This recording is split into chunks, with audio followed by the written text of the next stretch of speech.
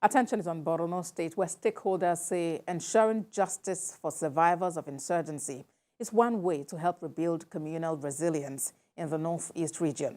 They made their submission known during a mental health and psychosocial support conference in Maiduguri. TVC News' Jesse Tafida reports. The 13-year Boko Haram insurgency has traumatized millions of people in the northeast region. Depression and post-traumatic stress disorder increased from 10% in the general population to 20% in the crisis-affected population.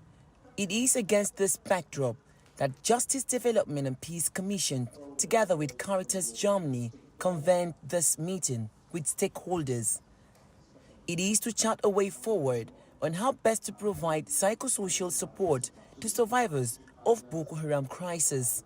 There must be no missing link in this collective intervention. I always make case, at least in our own context, in the Northeast, for particularly religious leaders and traditional leaders. So we must all work together and collaborate. As Nigerians, what we are also facing through, there are certain psycho-education that we organize for our participants, and then there are certain counseling sections. There are also those who are already suffering from certain psychosis. We make referrals to neuropsychiatric hospital, whereby their treatment is being taken care of by us. Over the years, humanitarian response has focused mainly on provision of food, shelter and physical health needs.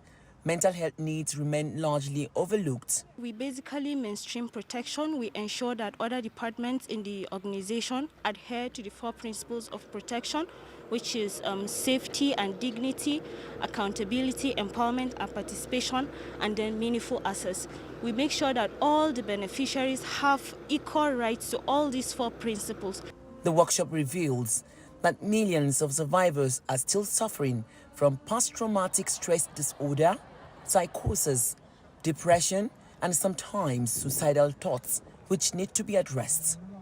With its team building strong, resilient communities together in northeast Nigeria, JDPC believes that government, civil society organizations, traditional, religious, and community leaders all have a role to play in fostering peace and unity to survivors of the 13-year insurgency. Jesse Tafida, TVC News, Maiduguri.